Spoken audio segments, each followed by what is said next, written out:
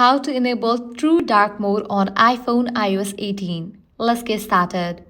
This method goes beyond the regular dark mode, giving your device a polished, cohesive look and making it easier on your eyes.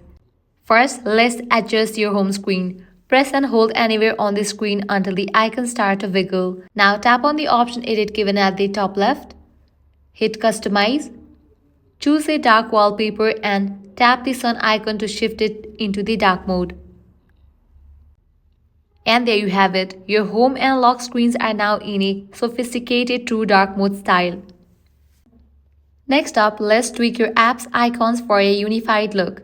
Change your colors to match dark mode using either built-in options or by downloading dark themed icon packs. Just tap here. As you can see, the icons automatically switch to black, clean and stylish. Now let's adjust your phone's white point settings. For that, launch your Settings app. Now navigate to the option Accessibility. Scroll down to locate Reduce White Point.